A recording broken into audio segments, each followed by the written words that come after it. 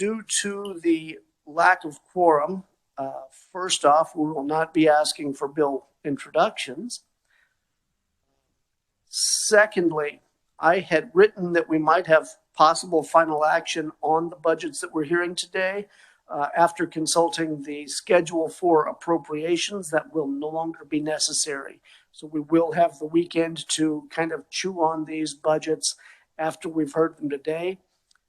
These report out on Tuesday, so Monday might be a little bit action-packed, but we won't have to hear and decide all on the same day, which is something I really try to avoid at all possible cost.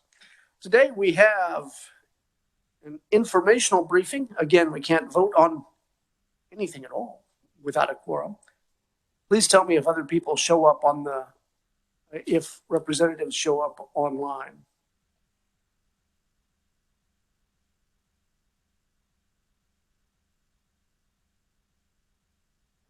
Either one. All right. In that case, it'll strictly be informational. First off, let's look at the Governmental Ethics Commission budget, and Analyst Kane will be giving us a briefing on that one. Welcome to committee.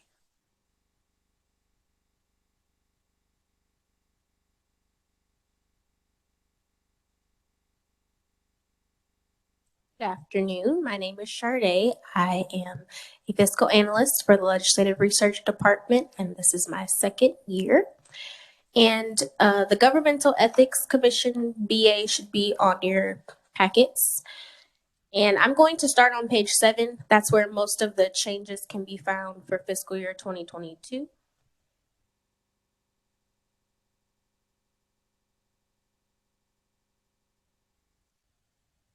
So the legislative amount that was approved by the 2021 legislature was $723,764, including $450,388 SGF and 8.0 FTE.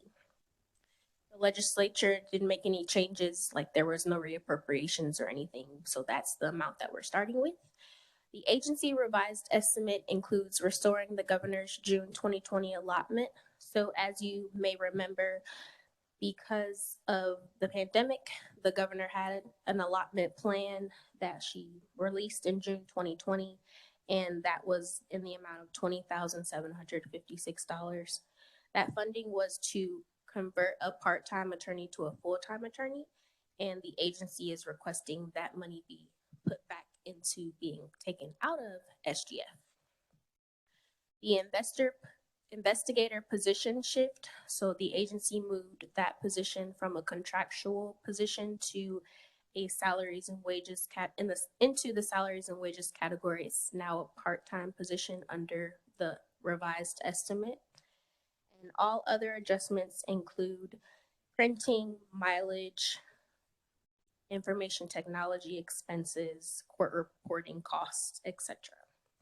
The governor did not make any changes, so the governor's recommendation is also $723,764.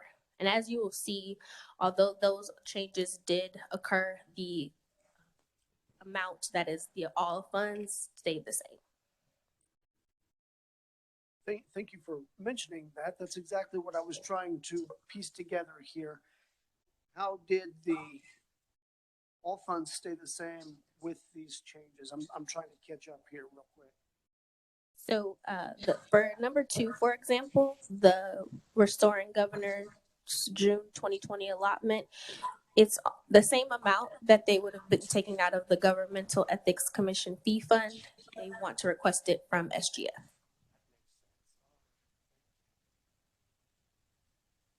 And so the only changes would be the 8.0 FTE to 8.5 FTE because of that investigator position.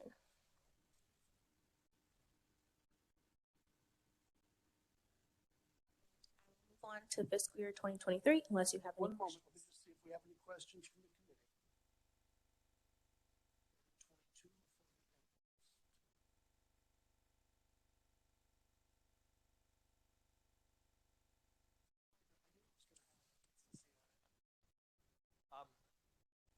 Looking at the 406 report, fees professional services dropped from $6,200 down to nothing. It's rare to have professional service fees.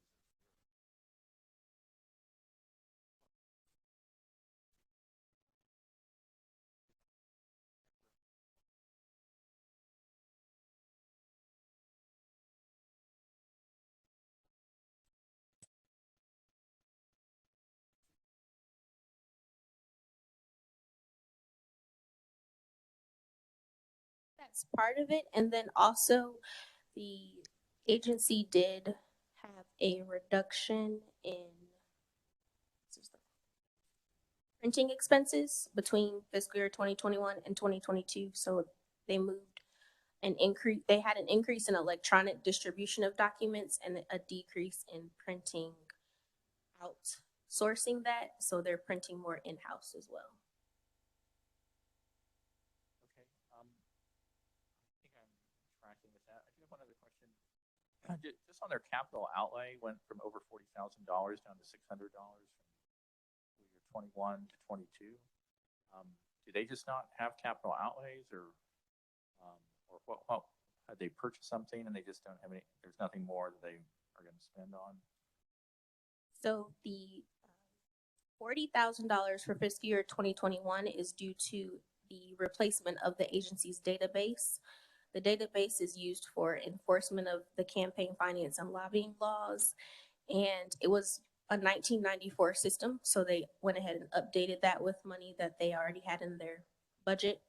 And so typically the agency only has capital outlay and computer replacements, and they kind of rotate that every year. So that's that $600.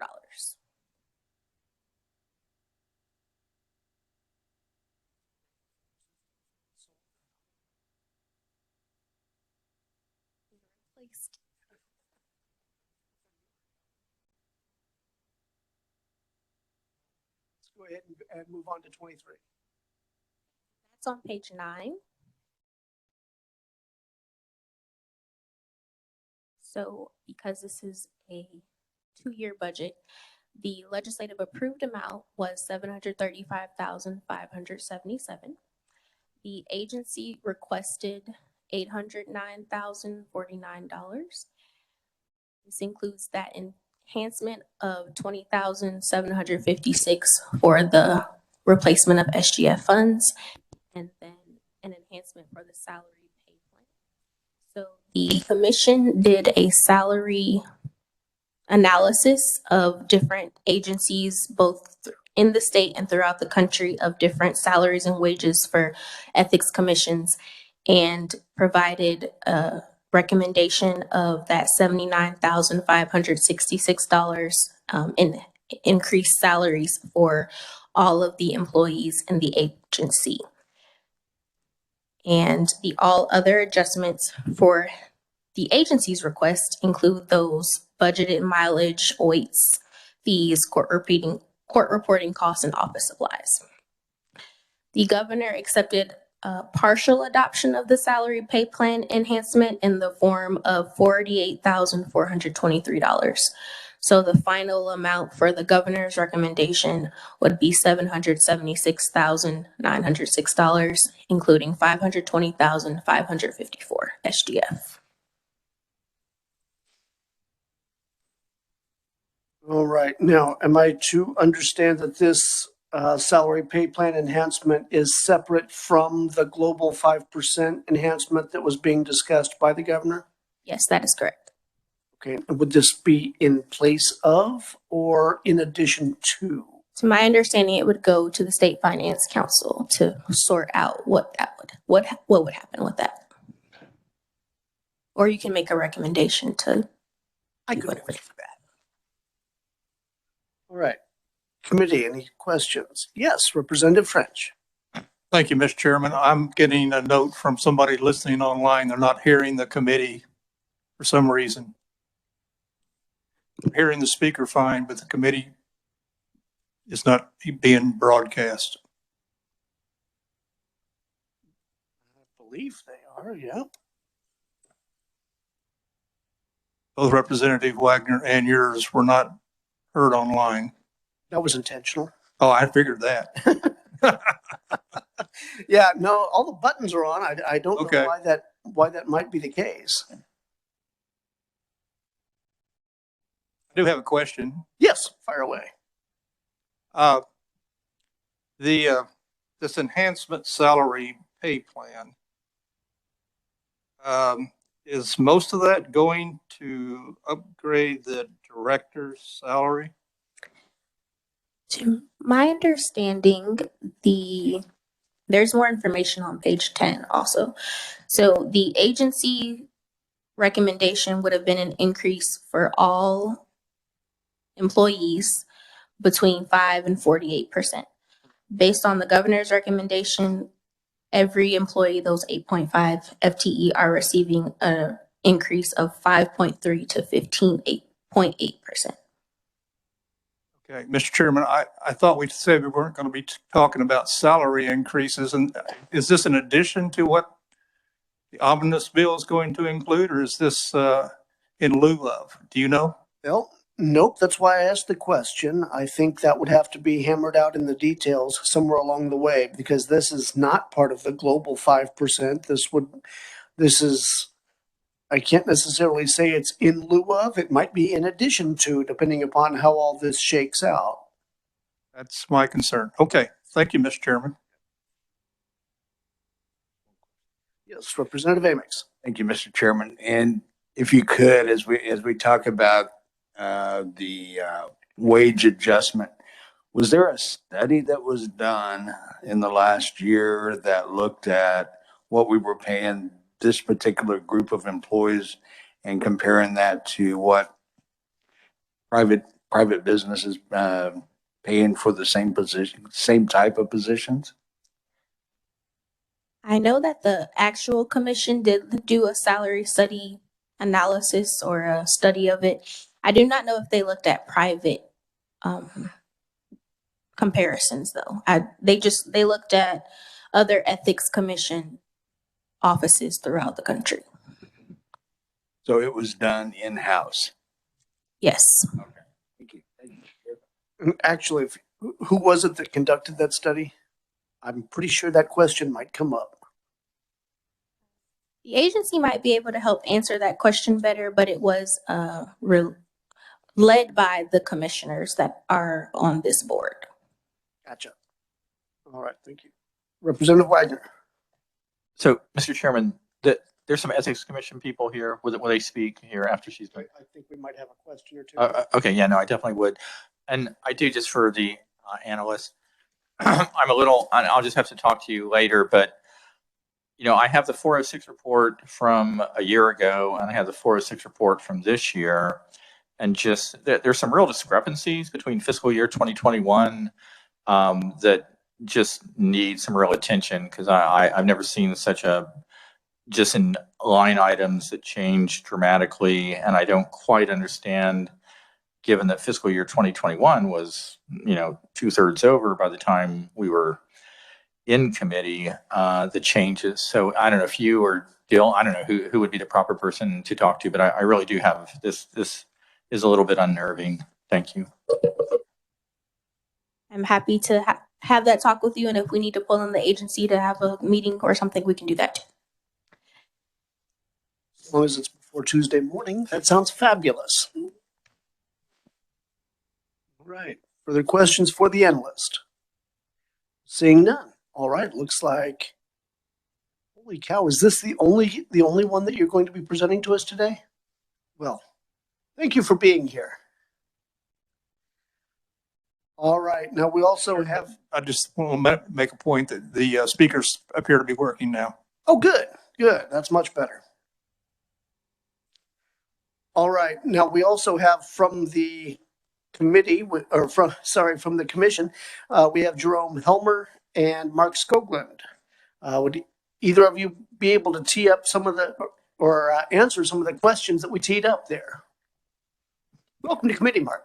Absolutely. Thank you. I appreciate the opportunity to be here.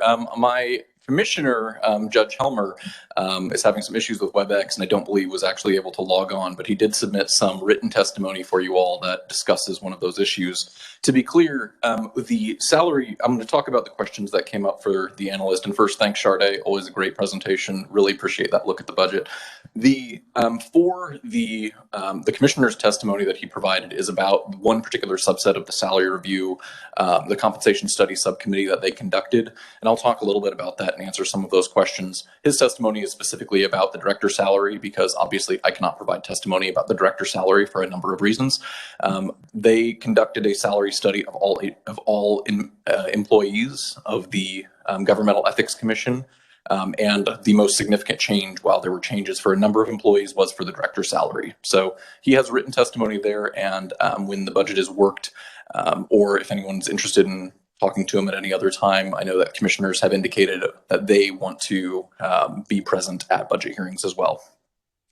So the first question was that there was professional services that we just don't budget much in professional services. That was exactly what Chairman Sutton thought. That was the investigator contract, and that was the amount that was actually utilized in fiscal year 21. The total contract was $26,034, and that $6,000 portion was the amount that was actually utilized in fiscal year 21. For capital outlay, that is the database. And this also will explain the 406-410 discrepancy. It is a wild difference. It absolutely is. And the reason why is because near the end of fiscal year 21, we recognized that we did not have an investigator for nearly the entire year. So most of that contract was unused. We also had a large portion of most of our commission meetings were not happening in person. So mileage wasn't being paid. A number of other costs were quite a bit down.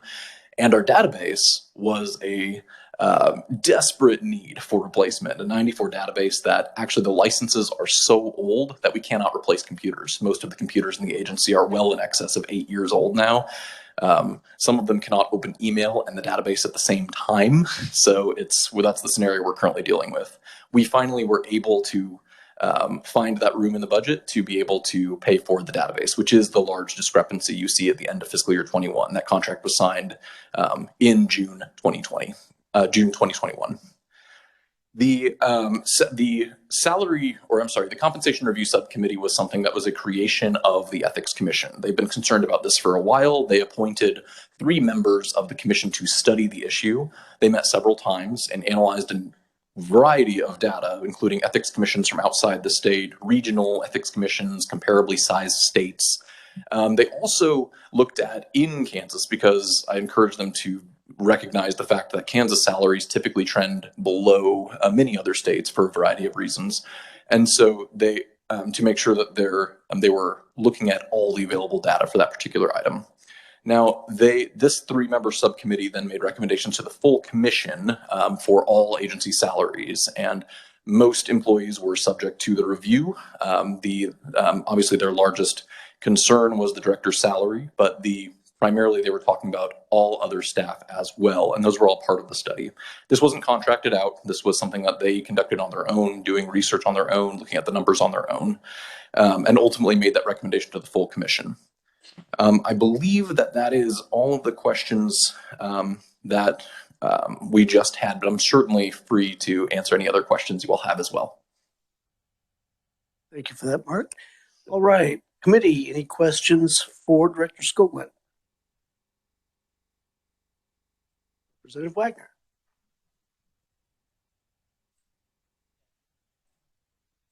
Thank you. That you on fiscal year 2021. That I understand now what happened. It looked totally weird, but it's not so weird after you explain it. Okay, so if I could ask, one of my questions is, and again, just pardon sort of my ignorance about how the state government works on this, but is there not? I would have thought that departments, that somebody's rated an E5 typist, and that's the same, whatever department you're in, or you're an E1 or whatever the nomenclature is. I mean, do you guys have a separate salary setup than like a secretarial or office administration person at Ethics Commission would be paid differently than somebody for one of the other departments? I don't know. Is that the case? So there used to be a class. Most employees were in the classified service. I believe it was 2008 that most employees were switched over to unclassified. Most salaries in our agency, at least, have not changed meaningfully from 2008 to today. So once it was switched over to unclassified, most of those salaries have stayed largely the same since that time. So if I may interrupt, I apologize. so it's the difference between being unclassified and classified. That unclassified is just whatever you offer them and they accept is what the pay is. But if they're classified, then they're on some sort of, depending on what level, level 1, 2, 3, 4, 5, or whatever. Am I understanding that correctly? Yes, that's my understanding. Now, the classified system in Kansas predates me a little bit, but that is my understanding. Is that functionally similar, but certainly not identical to the federal government system that is very grid formed. The classified system had some similar approach to providing salaries, but in around 2008 or so, most employees were moved to the unclassified service, and that's the case in our agency as well. All of our employees are unclassified. So it's more subject to what agencies are willing and able to pay compared to market rates. Okay, so I run the basic math on your salaries and wages for fiscal year 2022, come just shy of $75,000 each. Well, of course, that's salaries and whatever fringe benefits, but that's pretty much what I see across the board in other agencies. I mean, I'm thinking that 75,000 per FTE is kind of the off the cuff. I mean, Mr. Chairman, I maybe you know better than I, but that was what I had heard in other committees as far as if you're going to add, X number of FTEs, basically take it times $75,000 and you're generally going to be there. Which then leads me to, from just that math, I guess I just wonder how the totality of your people would be underpaid. Inform me.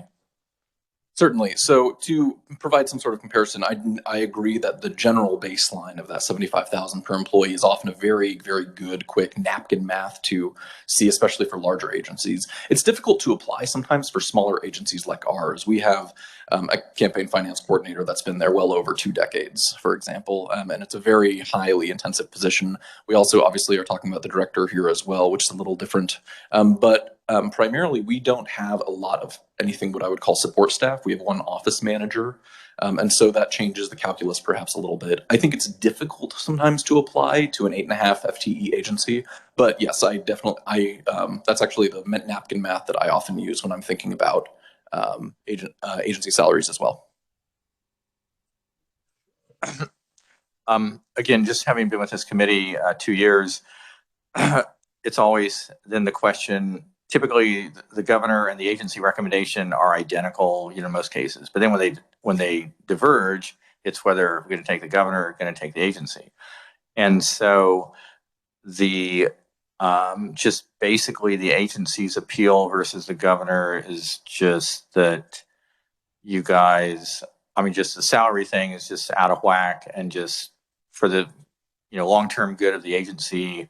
That you're real. I mean, it's much like judiciary sort of has a similar situation where, they have they can make a good case for it that their pay rates were very much out of whack with comparable private industry or comparable, governmental. And so, is that basically your appeal, or just? So I want to be a little bit clear here in where I stand in this situation. As the director, everything that I've put into the budget is part of the governor's recommendation. The compensation study subcommittee's recommendation was a commission initiative and a commission added to the budget.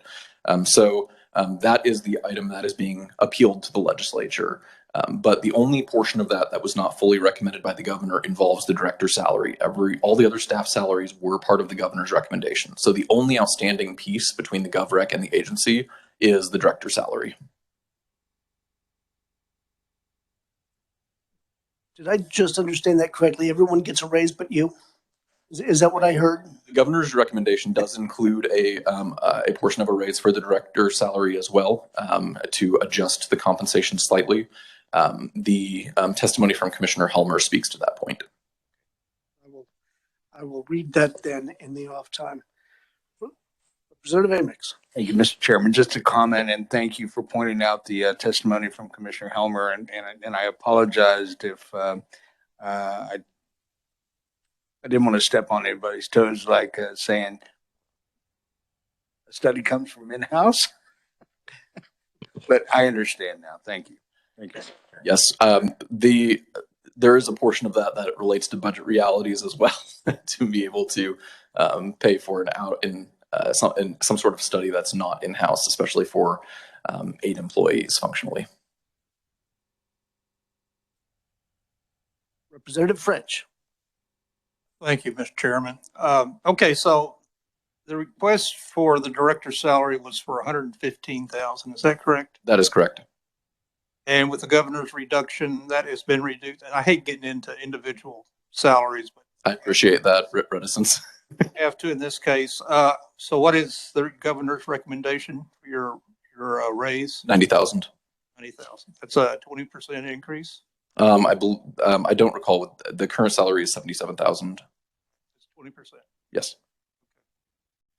This is the same problem we have with the judges. You know, they're at the bottom of the barrel as far as equal pay for the rest of the states. And so we're having to try to fight a big elephant here. And with them, we tried to do it in years and increases in years.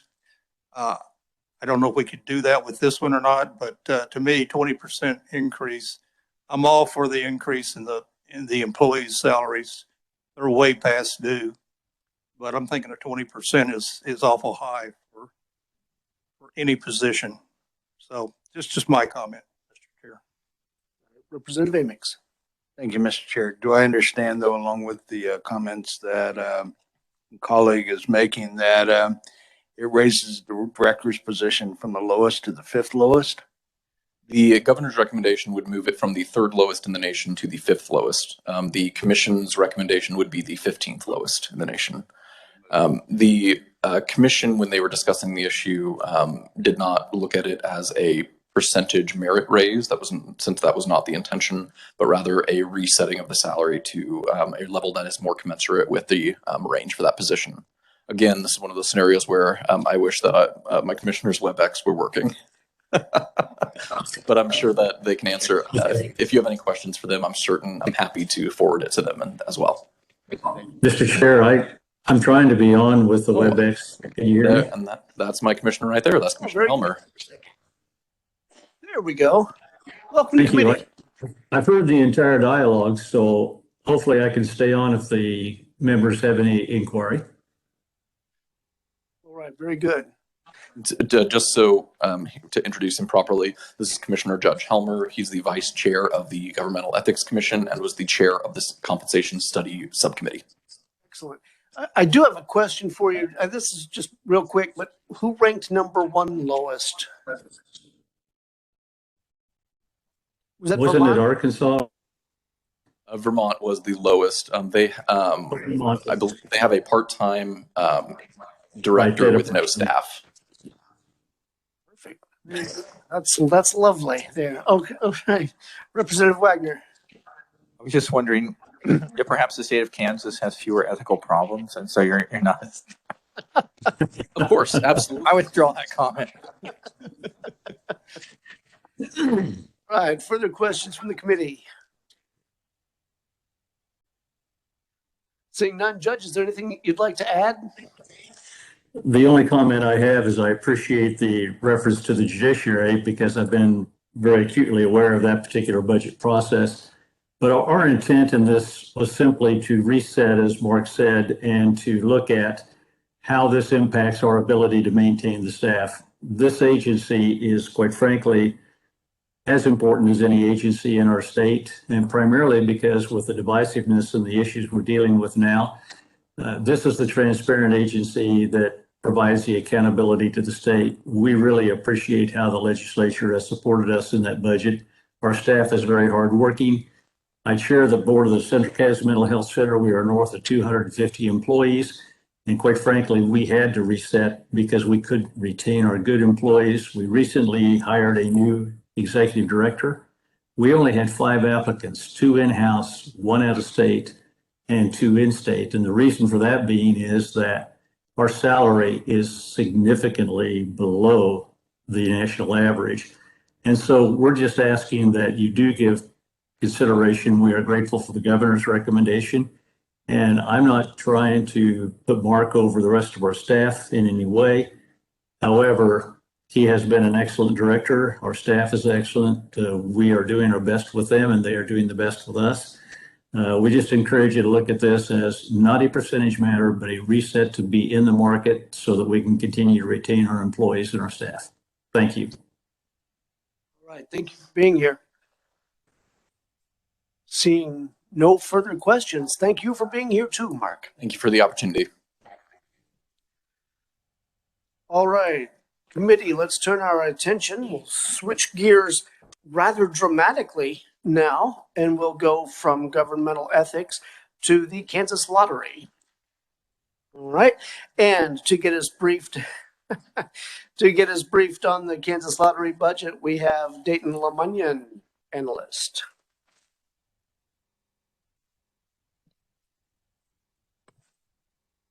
Take it away, Dayton. Good afternoon, Chair, members of the committee. Thanks for having me.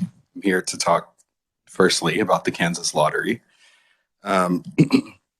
You should have a document in your packet that says Kansas Lottery at the top, and that is what I'll be presenting from. I'm also joined by Matt Schwartz from the Kansas Lottery, who will make a short presentation after me, and you'll find his presentation in your packet as well. So as Sharday mentioned, the first few pages are introductory material, so we'll actually begin on page 5. And that says Fiscal Year 2022 Analysis at the top of the page. For fiscal year 2022, the agency requests a revised estimate of $375.3 million, all from special revenue funds, in fiscal year 2022. This is a decrease of $800,012 below the fiscal year 2022 approved amount. And the primary reasons for this decrease are listed in number 2 and 3. Or the number 2 is because the agency requests $100,000 from special revenue funds to update for software updates to continued remote work in fiscal year 2022. This $100,000 is offset by, if you look to number 3, a decrease of $912,000. This is a decrease in expanded lottery revenue or a decrease in the gaming facility manager fee expenditures, which is proportional to the total sales. And this is related to COVID-19. And the governor does concur with the fiscal year 2022 request. All right, now, Dayton, just to make sure I understand this correctly, we're receiving less from the casinos due to COVID, and so we can't budget as much. Is that what I'm seeing here? This is essentially a revised estimate based on revenue. So there is an estimated decrease of $912,000 before the estimate when this amount was approved. Okay. Any questions for the analyst regarding fiscal year 22? Relatively straightforward. If they'd open their poker rooms, I think we might get our $12,000 back, but hey, that's just me. Let's go ahead and move on to 23. Sure. I would note, just before we do move on the next page, page 6, we have a graph that depicts the change from 2021 actuals. There is an increase in expenditures of $21 million, which is primarily attributable to an increase in the gaming facility manager fee, which again is proportional to the total sales. So this is a change from the 2021 actuals to the agency's 2022 request. And in addition to that increase, there's also an increase related to lottery ticket printing and an increase in salaries and wages due to merit-based adjustments and fringe benefits. The bulk of that is the $20 million change to the gaming facility manager fee. So now I'll move on if there are no questions. Wait a minute. Now you. Go ahead. I thought Okay. it was solid. Now Yeah. I seem to be lost. Okay, an increase of 21.2 million in the gaming facility manager fee. Okay, and that's funded from the gaming facilities, correct? Yes, that is proportional again to the total sales. Yes, it's But then on the page before, we had $912,000 below. Help me out here, man. I'm floundering. sure. So this is a change from the 2021 actuals to the agency's request. And on the previous page, we had a change from the approved amount to the agency's request. So we're seeing an increase from the actual amount in fiscal year 2021. We're seeing a net increase, but based on the amount that they were approved by you all last year, there's a decrease from that to the request. Okay. Okay. Now, Sort of an increase and then a slight decrease again, if you picture a chart. right. We expected X amount, but we actually received X minus Y. Yes, Okay. slightly less than that. Gotcha. Gotcha. I'm with you now. Committee, is anyone else dazed and confused, or Representative French? Thank you, Mr. Chairman. Did the governor give a reason why she didn't accept the 3 additional FTEs? Yes, so Representative French is looking at the next page, page 7, which is the fiscal year 2023 analysis. Go ahead, look at this. And I will circle back to that question if you'd like me to present this year really quick. Yeah, let's go ahead and go on to 23. Yes. Okay. So if you see about a third of the way down the page, the agency requests $376.4 million, all from special revenue funds for fiscal year 2023. This is an increase of 1.1 million above the fiscal year 2022 revised estimate. And if you look at number 1, the agency estimates an increase of $1 million in lottery prize payments. This is above the fiscal year 2022 revised estimate. And if you look at number 2, the enhancement that Representative French referenced, the agency requests $187,864 for 3 FTE positions. And it lists the additional FTE positions in that paragraph. There was also a decrease in the gaming facility manager fee, which again is proportional to the total sales. So now to address Representative French's question, if you skip down to the bottom third of the page, the governor recommends that the agency fill those 3 FTE positions using existing FTE positions that are vacant. I do not have a reasoning or a policy explanation of that. I just have the recommendation. Okay, now lottery has had some unfilled positions in the past that we kind of kept as buffers. Is that still the case, or are we filling these with existing positions? I only know the approved amount of the FTE. Maybe the agency could address that, or we can provide that at a later date. Perfect, sounds good. And the $1 million increased lottery prizes, that is for the chairman, is that Mark's gone, right?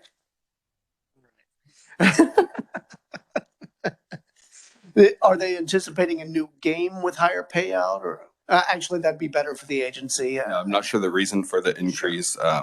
Just relates to the amount paid out. Excellent. All right, questions for the analyst, 22 or 23? Representative Wagner. Thank you, Mr. Chairman. Kind of 1 or 2 questions. So,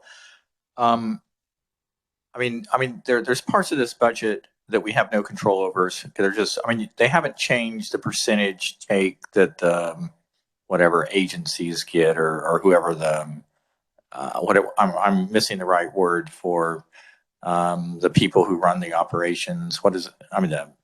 The gaming facility manager fee. Yeah. Okay. They still get the same percentage of total revenue as before. Is that correct? That hasn't changed. As far as I know, that has not changed. It's just based on just volume estimates. Okay. Yeah. Okay. So kind of focusing on things that we actually have some control over. I guess my question would be, in fiscal year 2021 to 2022, you had nearly a $900,000 increase in salaries and wages, which I would take it are the state employees, which is like a 14% increase. There was no change in FTEs.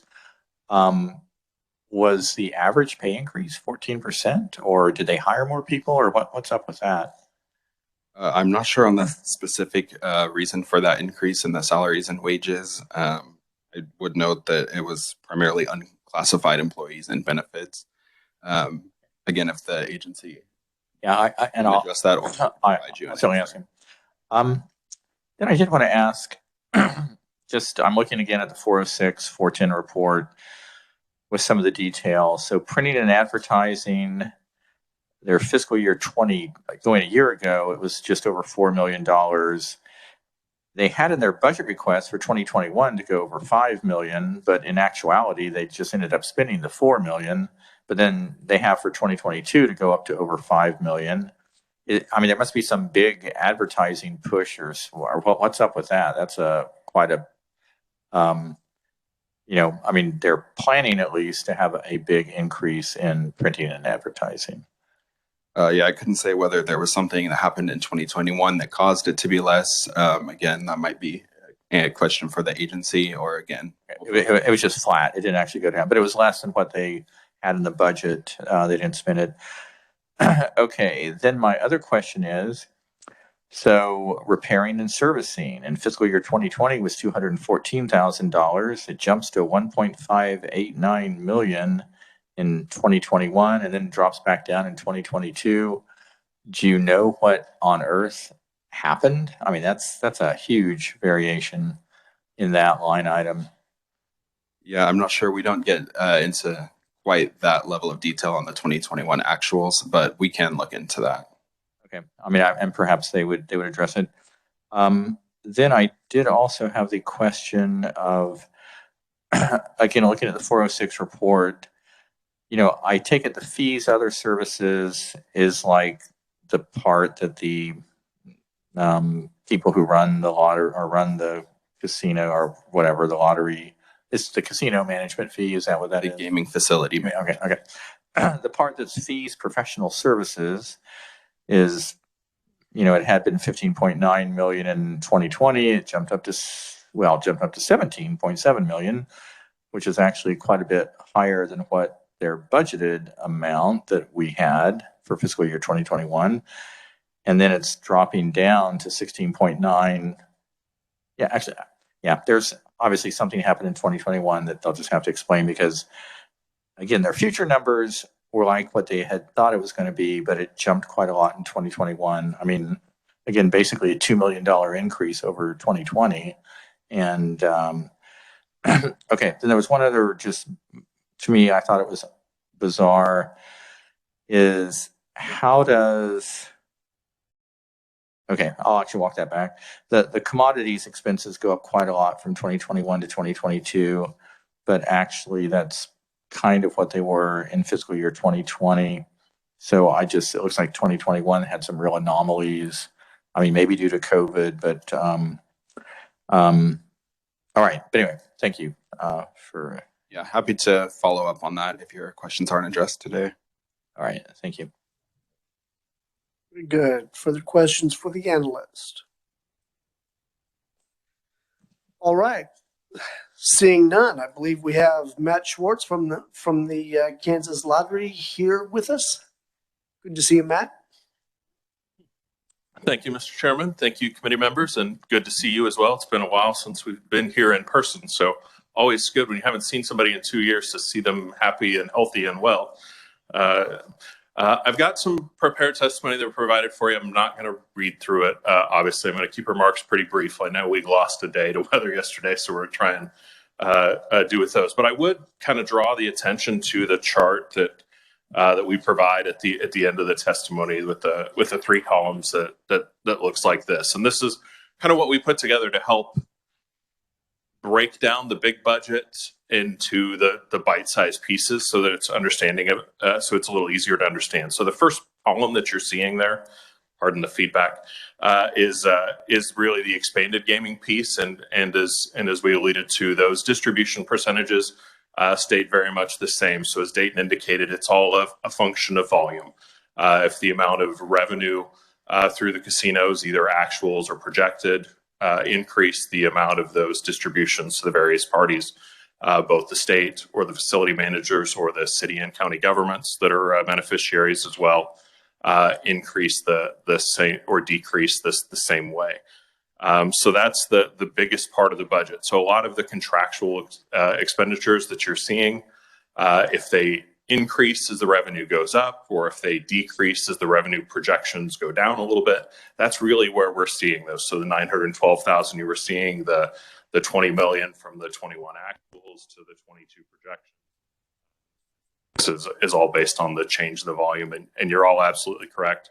COVID did have an impact on that over the last 2 years. So where we knew we were pre-COVID and where we think we are hopefully late COVID, is all changes with that. So that's the big part of what you see. And all that, as Representative Wagner alluded to, isn't really anything that's control of, just goes up as the volume goes up, goes down as the volume goes down. Hopefully goes up as the volume goes up. And then the other two columns are more traditional lottery that you see there, and the first parts that you see there are the cost of sales expenditures. Generally speaking, those go up as volume goes up, and as well.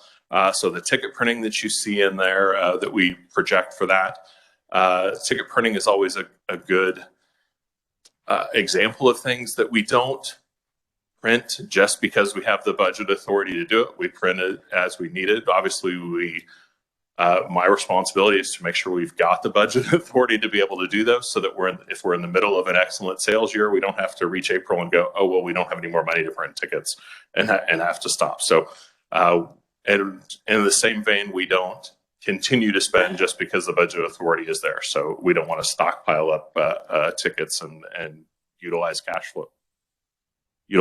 flow that way. So those are, I think that gets into a little bit to one of the questions that Representative Wagner was looking at a little bit there as well.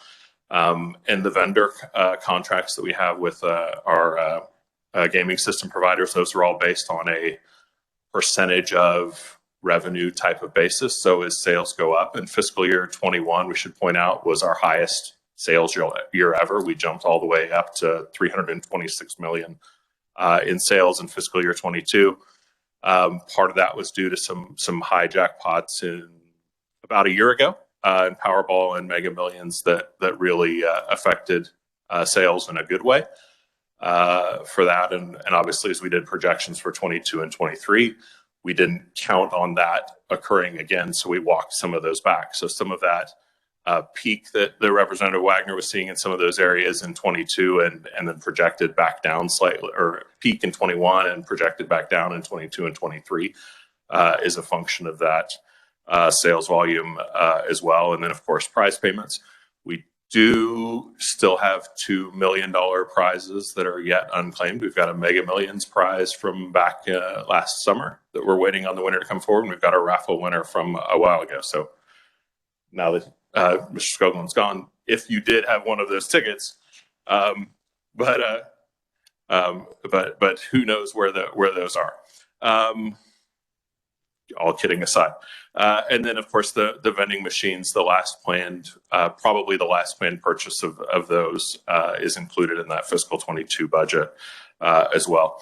And then we get to the last column there, most of those operations expenditures, which is in line with what most of the other states are, but your salaries, your marketing expenses, and those types of things. And much in the same way, we encourage our sales and marketing director to hold back a little bit of that budget if we do have game changes or projects to do. So we have the authority to do those kinds of things and the ability if it's needed, but we very much operate the lottery as a business and only expend when it's reasonable and prudent to do so. So occasionally we do have things that go unexpended that are included in our approved appropriations. Fiscal year 20, we let a vending machine purchase appropriation expire because it wasn't the right time to do it. Over the last 2 years with COVID, a little less travel and in-person activity by our DMs at a lot of our retailers. So not as many miles on the vehicles. Let some of those vehicle purchase appropriations expire because it just didn't make sense to do it and those types of things. We're not afraid to let those expire and not expend it.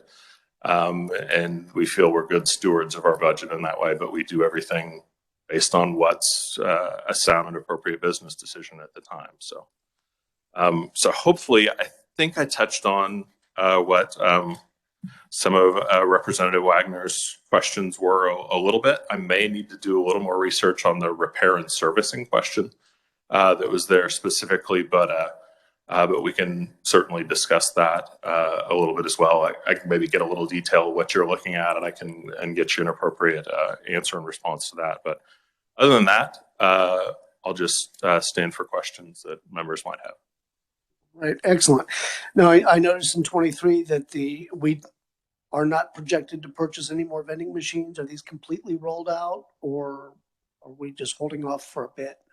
I think that's, and from speaking with Director Jerome, I think that's probably where we end up. That's the answer that he gave when we were in Fed and State Committee earlier this week or last week. The snowstorm threw off which week. No, I don't. I'm actually here. But that's the likelihood. We had the initial purchase was 272 machines. We have an additional 70 that we purchased with fiscal year 21 appropriations that literally just arrived. Supply chain issues are real.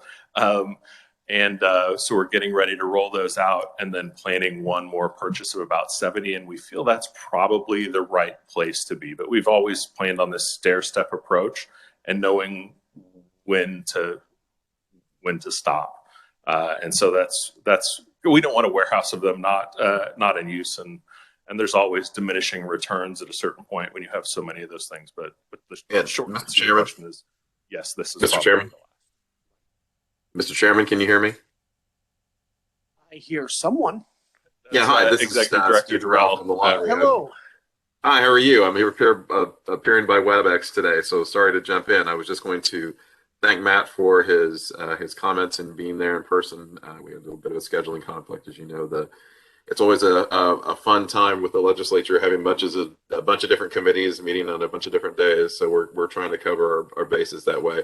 To Matt's question, or to your question to Matt, yes, we do view our this final tranche of vending machines as probably our last purchase for a while. What we've been doing is examining the machines that we have in place now in our current vendors and looking at the machines that are performing, maybe underperforming for the location they're in, and some places that maybe need an extra machine. So we're going through the process now, reevaluating now that the machines have been out for a while to figure out where they're best placed. Maybe another machine here, maybe remove a machine there. And then so once we get that done, I think that probably where we are order-wise is probably where we're going to remain for a while. So. Very good.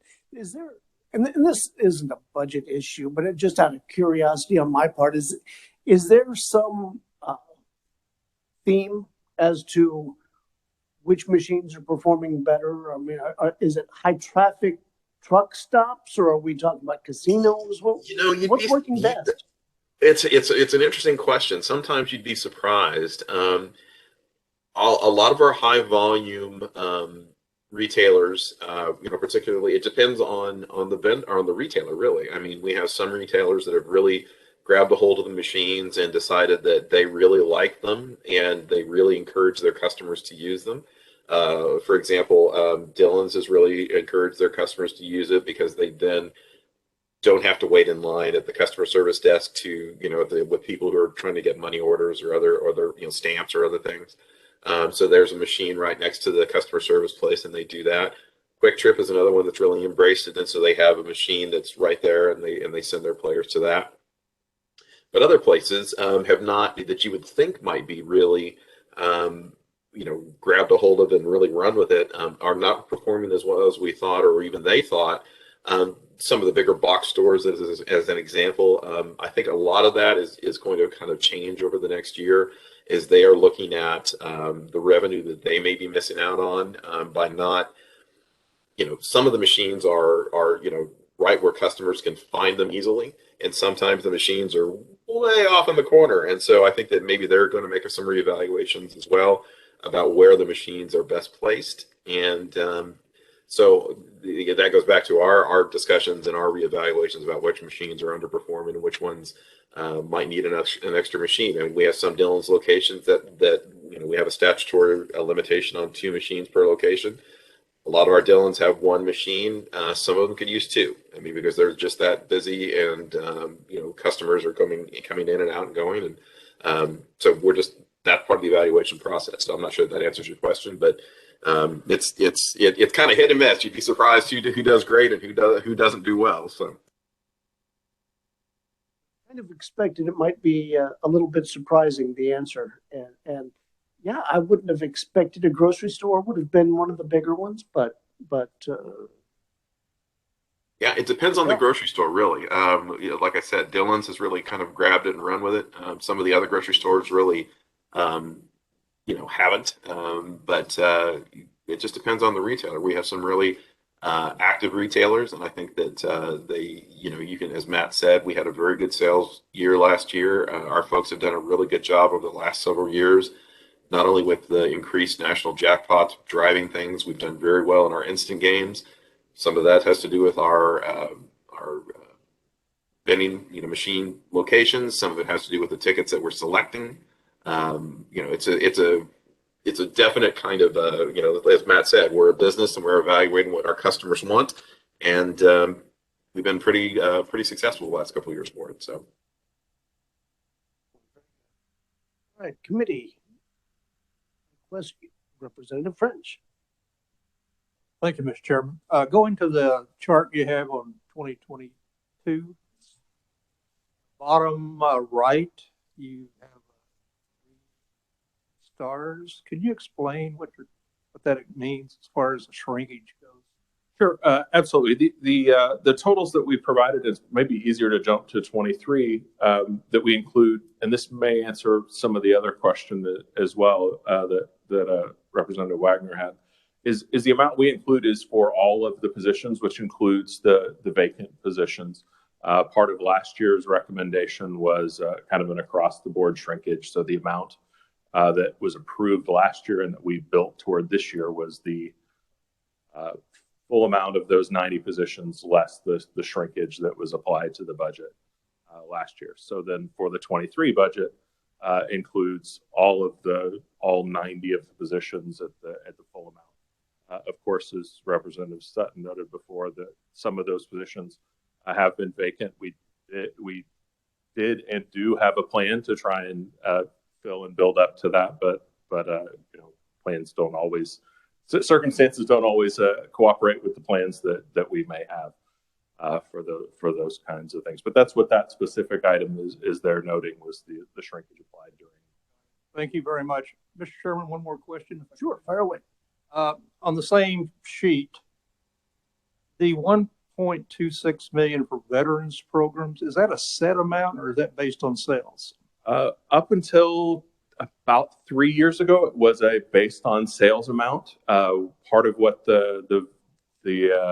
those groups had requested was, because that would fluctuate, was they had requested a switch to a fixed amount. It was easy for them to budget and plan from. So I believe for about the last 3 years, it's been just a fixed allotment. I thought that was the case. Is that working out okay for them as far as you know, or is you get any feedback on? I think it's worked fine. I think the lack of feedback probably indicates that it works fine. I know Director Durrell's scheduled to meet with the Veterans and Military Committee Tuesday morning. So if that's not the case, I think you'll hear about that here in a couple of days. I'll be there. I'll be there. I think we'll know fairly quickly. Yeah, but after Tuesday, I'm sure we'll be able to tell you. Actually, in a similar vein, I would probably ask that when I report this out, Representative Landwehr may very well be asking about the mental health programs also. I don't remember what we projected that to be when it was put in place. It seemed like, for some reason, I'm saying $7 million, and now we're at $8 million. Am I right on this? You're close. It was always put in with a cap, an upper limit of 8, okay. And knowing that as we rolled these out, it would take a couple of years to get up to the full rollout and to get up to those things. So for fiscal year 22, we're kind of projecting to hit about 6 in that range. And then for fiscal year 23, as we roll out more of those machines and do as reallocate those, tweak that a little bit as he was indicating. We expect to be at or near that full upper limit of 8 million pretty much every year from then. Excellent.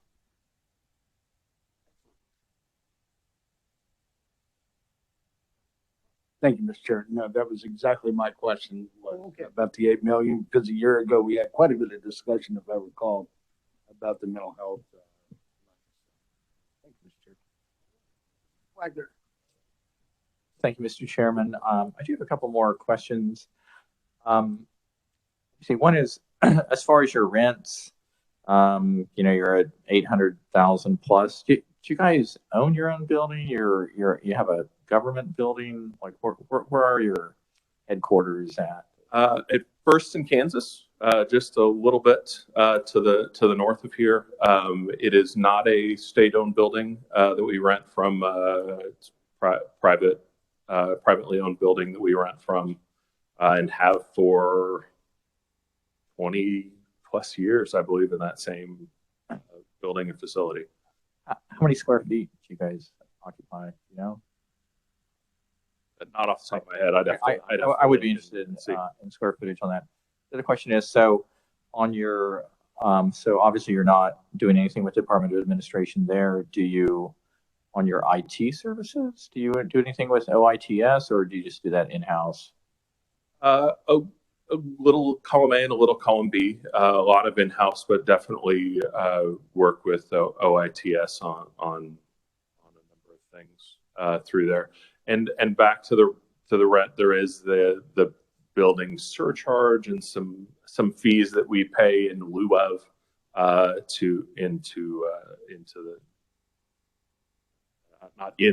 across to the other department in the state for those types. One or two other questions.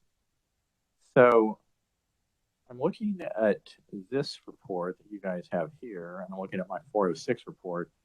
On the 406 report, the take your pick fiscal year 2022, 2023, well, you guys have operations, expenditures, salaries, and wages. You're at like 6.1 million or 5.8 for 2022. Of course, on this, I'm at 7.4 million and 7.6 million. And so how does that happen? About 1.5 to 1.7. It's about 17 of those positions are included in this first column of this 4.2 million expanded lottery expenses. So part of that is included in salary in there, which are the casino analysts and on-site and other lottery staff persons that are dedicated positions to that. So that's included in part of that, which is paid and then reimbursed by the casino facility managers.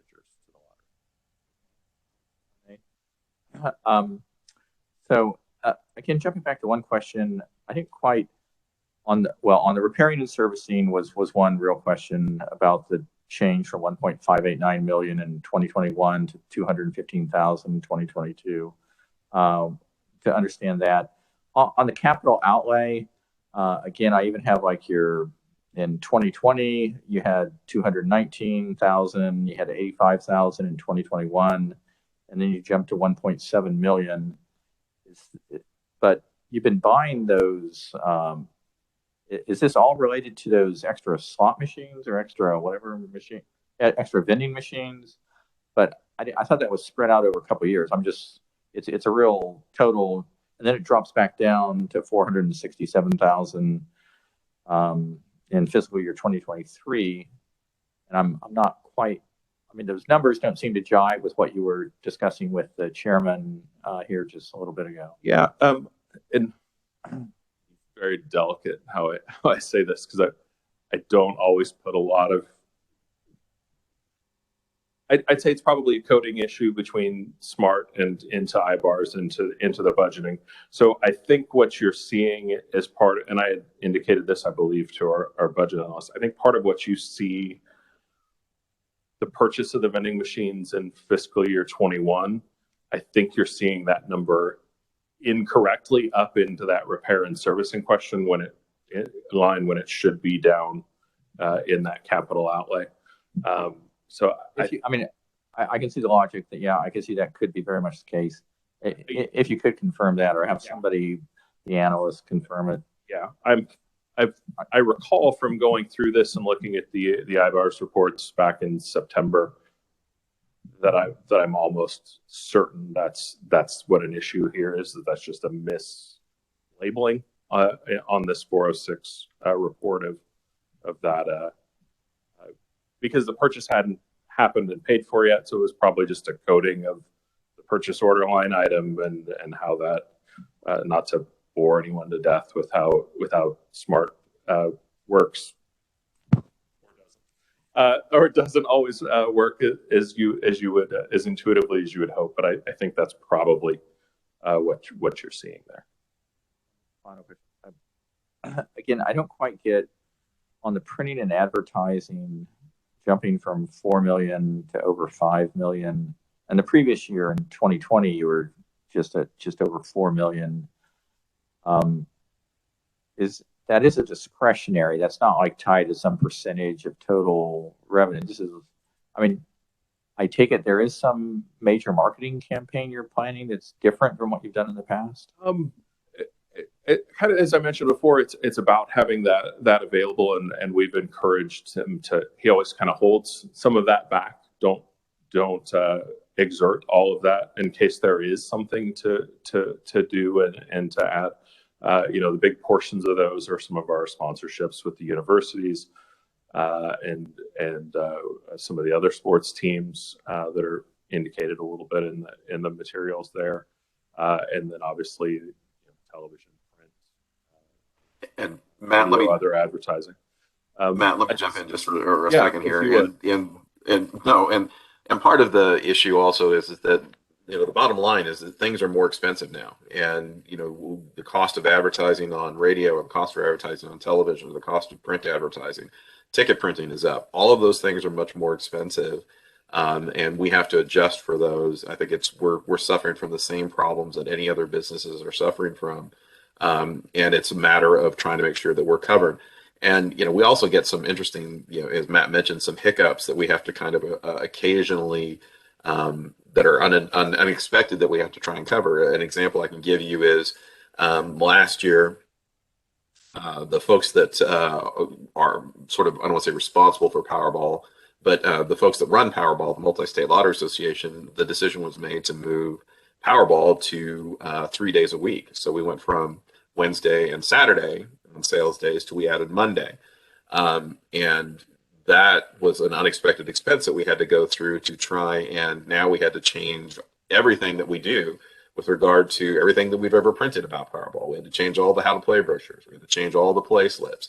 We had to change all of the advertising. We had to let our players know that was changing. So all of those things are expenses that kind of come out of that pot, and it's just things are more expensive now, unfortunately. So.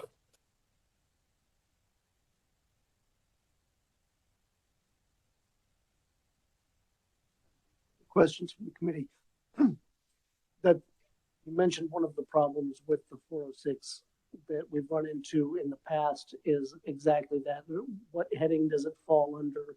Educational or advertising, for example? So sometimes I don't think it's easy to use or as clearly defined as it looks when we. Further questions? Now.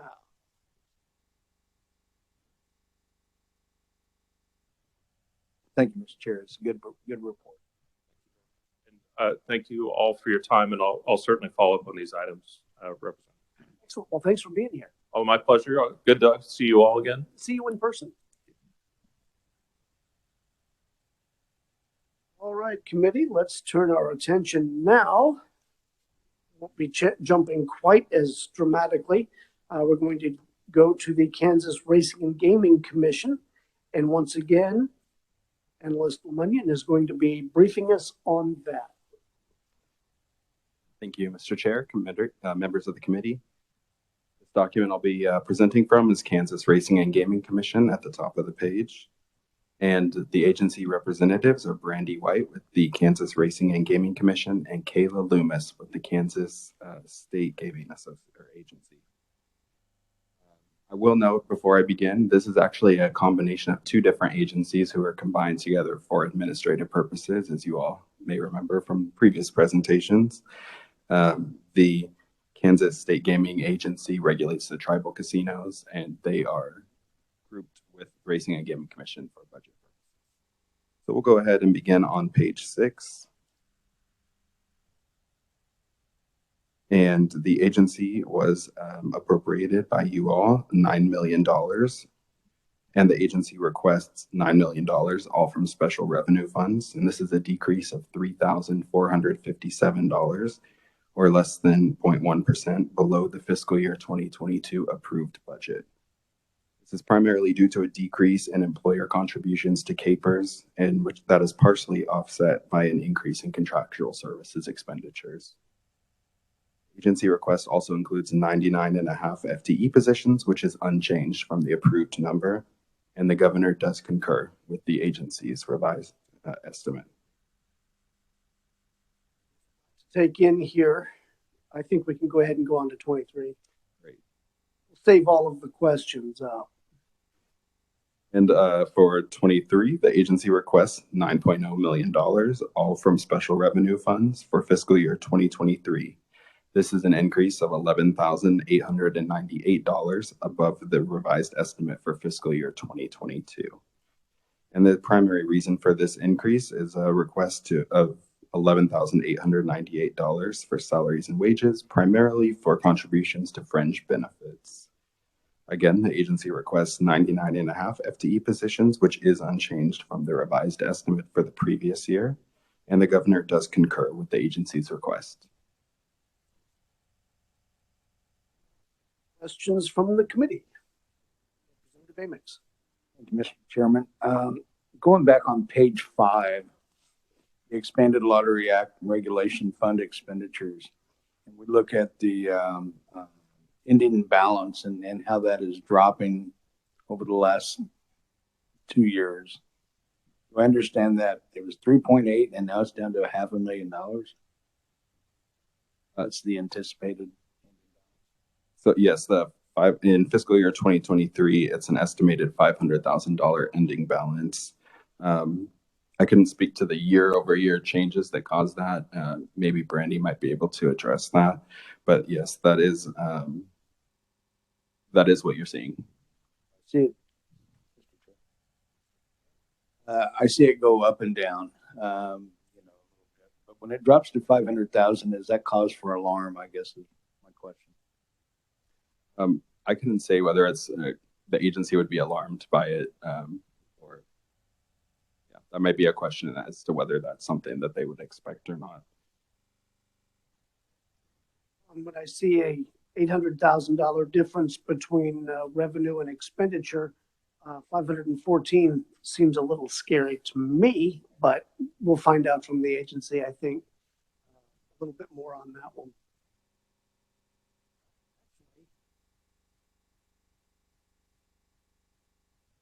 With the governor's recommendation on 22, it's a $4.7 million take, 7.2 million expenditure. It's going to be for the agency. We'll get back to that one. Questions for the analyst, or either 22 or 23? I'd like to welcome to committee Analyst Potts, who joined us. Just had nothing better to do.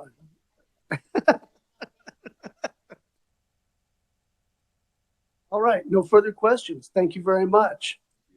The agency representatives, they've submitted written testimony that you have. They don't intend to present, but they are available for questions. Just point of clarification. Just one of quick questions. So where are your people housed? You have like 99 employees. I didn't know that was such a big commission or big agency. They're housed where are their offices at?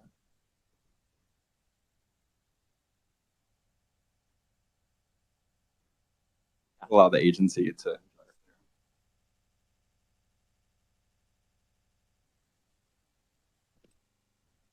Randy White, Director of Finance and Administration and Audit for Kansas Racing and Gaming Commission.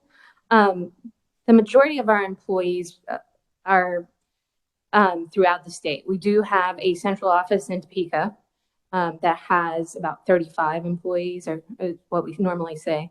But each of the 4 casinos, the 4 state-owned casinos, has enough staff on site to operate 24/7. So at the casinos, we have 1 licensing agent, and then we have varying amount of enforcement agents depending on the size of the facility. So the rents that you don't really pay the casinos rent for those people, or do you? No. Okay, so it's just really for your 35 people here in Topeka. Yes. And that's at the Eisenhower building? That's at the Eisenhower building. State Gaming does house their office at the Ramada downtown. Okay. One other quick question. So you get that from the Department of Administration. Do you use their OITS services, or do you have your own IT services? How do you do that? It's a bit of both. We do utilize OITS for Office 365 and our email, but we do have some law enforcement activities and ongoing things that we operate our own servers for, and do some other IT in-house for certain backgrounding databases and stuff like that. Would you, by any chance, be able to address the Expanded Lottery Act Regulation Fund? Yeah, sure. So normally how our billing works is we say we bill out to the facilities about 6 months to a year. So we'll true up every quarter. So the casinos only pay exactly what our expenditures cost.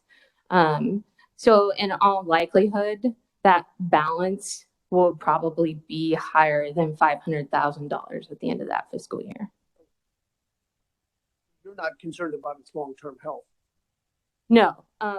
We have done surveys and analysts and everything and decided that it would probably take us about 6 months to close operations if a facility were to decide to not operate anymore.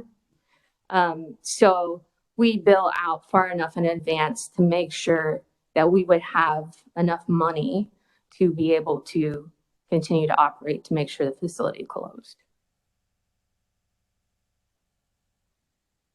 This is my mind. Senator Wagner. Okay. No, I appreciate that somewhat, but again, looking on page 5, I'm still, I mean, you know, the trend line looks bad, and obviously you want to have some ending balance in your regulation fund, because you guys are totally fee funded, right? You don't get any. Correct. There's no state. But the drop, I mean, it's basically a difference between revenue and expenditures, is it not? And if you keep running a deficit, you will keep depleting this fund, would you not? Yeah, in reality, the billing will go out, and the ending balance will be greater than $500,000. We usually sit around 2 to 3 million, depending on where we are in our billing cycle and expenditure cycle. We'll trust you with that. Thank you, Mr. Chair. The only reason that I bring it up, excuse me, is I see it drop from in 2019 from 3.8 to 2.1. You know, so it's down 1.7, back up to 3.9, and now it's down to 500. So that's the alarm that set off for me.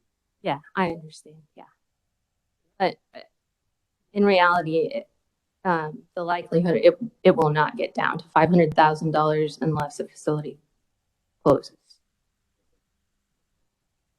So a year from right now, as I said here, I'm going to see it back up to 3.9, right?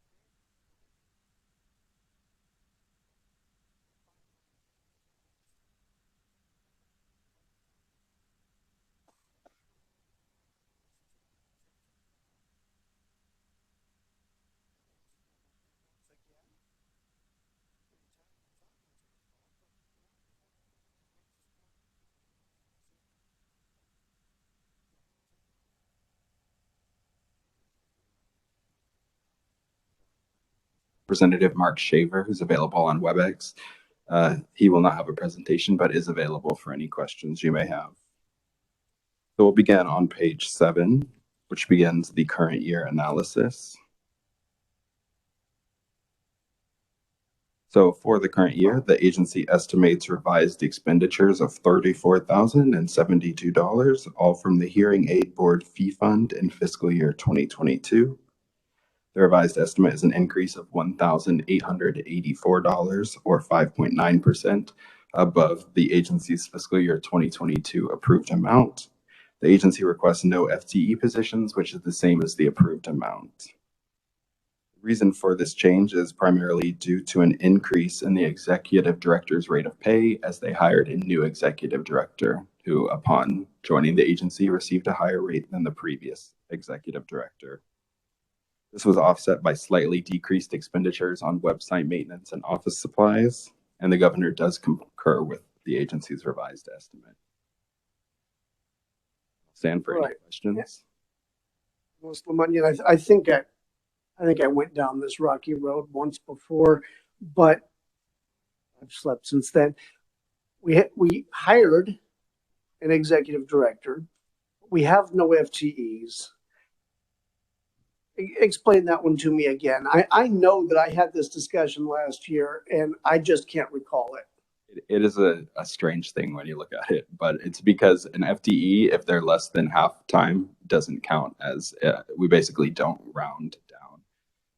So he is less than half time. So there are no FTE, no full-time equivalent positions. Excellent. Thank you. Representative Amix. Thanks again. Page 5 again, we look at the fee fund. We see fee funds rising pretty well. This is a healthy fund for an agency that has a $34,000 budget.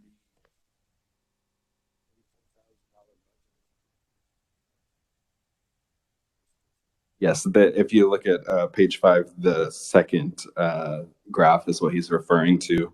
They do have 133,000 projected in fiscal year 2023 as the ending balance, while their expenditures are 34,000 and revenues 46. So that has been increasing since fiscal year 2020 and is expected to continue. It's expected to continue. Do we have into this hearing aid board fee fund? The fee fund are based on the fees. If you go to the next page, page 6, there's a list of the fees, the current fees and the statutory limit, and that is what funds the agency and the fee fund. I see that the majority of these are not up to their statutory limit. Some of them are, but not all. Is there discussion of reducing fees further in order to kind of control this fee fund growth? I wouldn't know the agency's stance on that, but again, the agency representative is available online. Excellent. Representative Wagner. Yes, Mr. Chairman, you and our ranking member, the fee fund, of course, it's not a huge absolute amount of money, but as a percentage of revenues, it's like 2 or 3 times their annual expenditures. I would certainly think when we get to our discussion that they ought to do something about this. This is kind of crazy to keep overcharging what it really takes to operate their agency. And To me, this one really stands out as a clear example of something needs to change. And typically, I would agree with you. The only thing that could be a caveat to that is if there are, this fee fund would handle litigation if there's some sort of a case. So I want to find out more about it, but I definitely hear where you're going. Further questions? Representative Amix. And going back to this discussion about the fee fund, as I read the commentary below the graph, and it talks about expenditures are expected to decrease by $5,000. 2022 continue to get greater. So I would love to know, see if how this fee fund is actually used. I don't see a whole lot of expenditure coming out of this because the fees are paying the expenses plus of the of this board or of this request. So. If you, on that note, if you go to page 4, the previous page, there is a breakdown by category of expenditure. So you'll see about half of the fund is spent on salaries and wages for that, the executive director. And then the majority of the rest of the expenditures are in contractual services.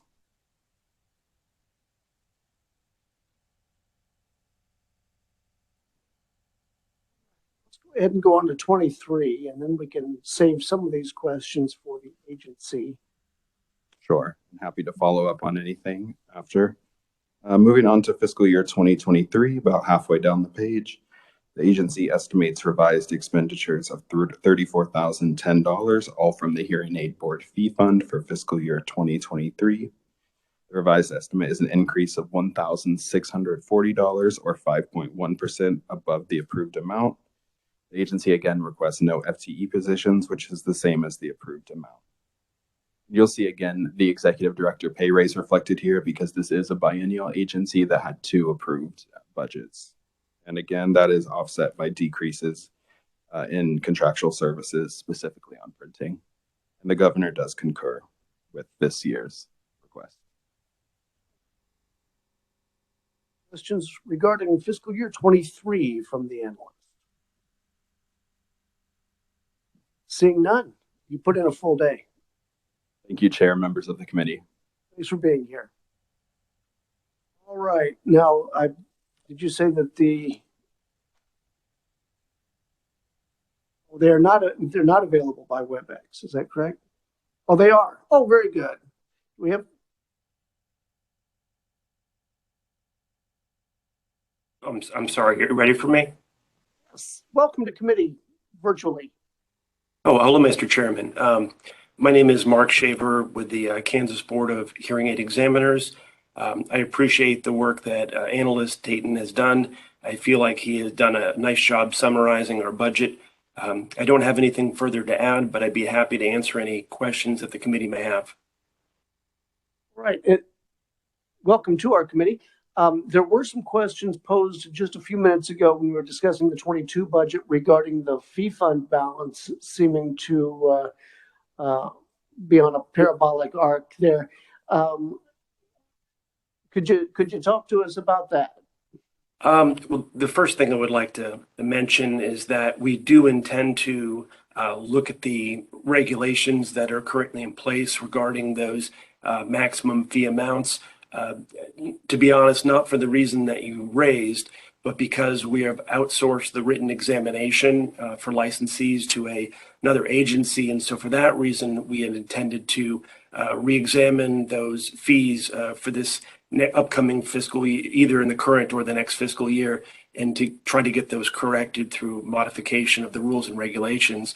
But I don't disagree with you as far as the fund increasing at a more rapid rate than we necessarily need.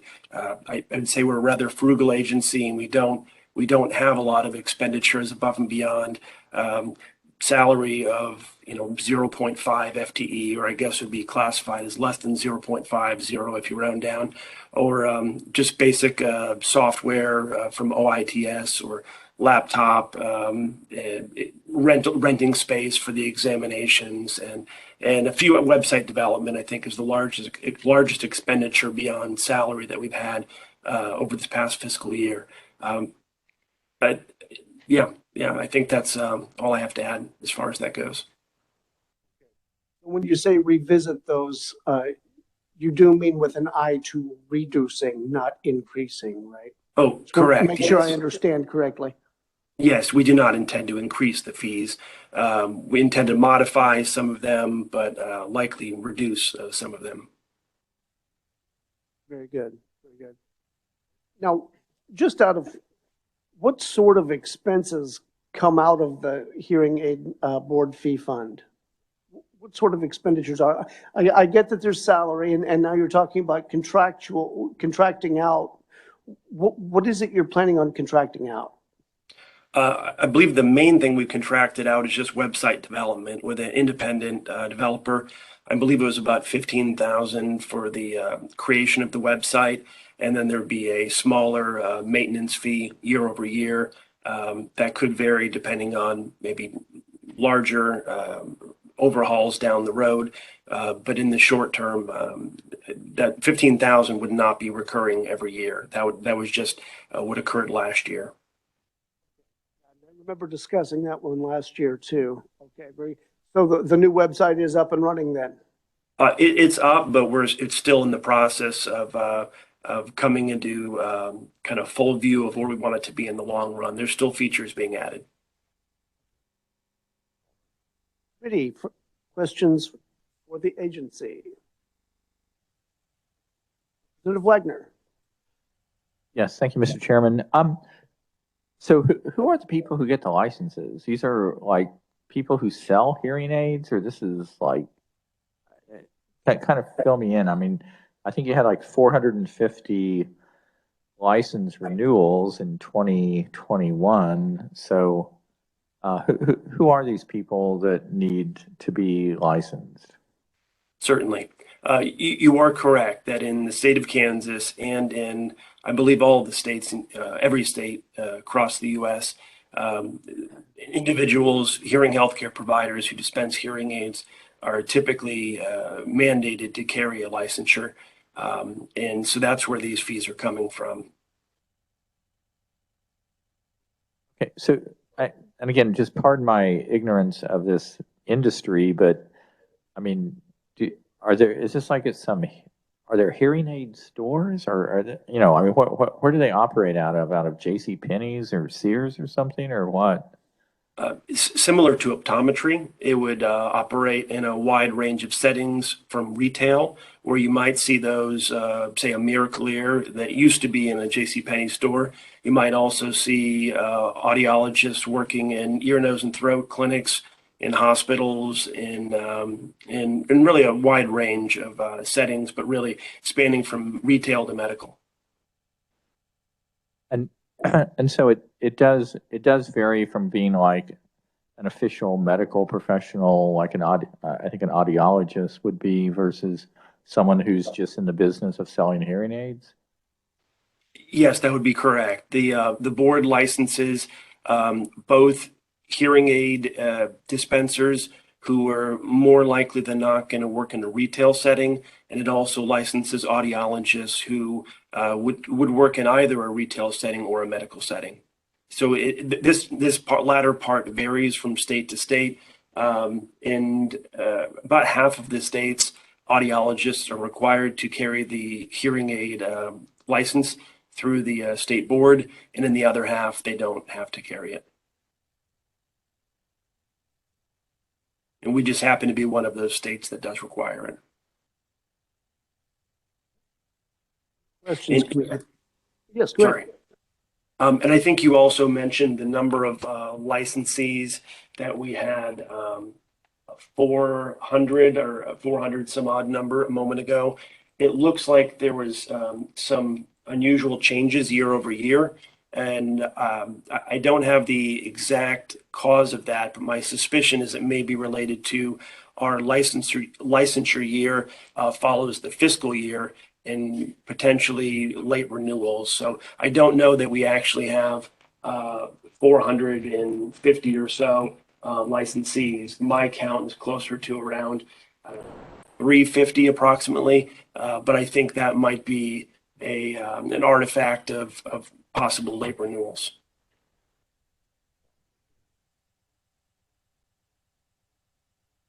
Questions for the agency? All right, seeing none.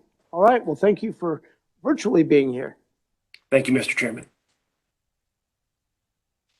All right, committee, we've run past a little bit, but not terrible given the number of budgets that we've gone through today. We will obviously not be working them today. Let's take a weekend, what do you say, and come back on Monday to review these and make our recommendations. I think on Monday, this isn't going to be bad. All we have to do is work these 4 budgets and hear some little thing, capers, you know,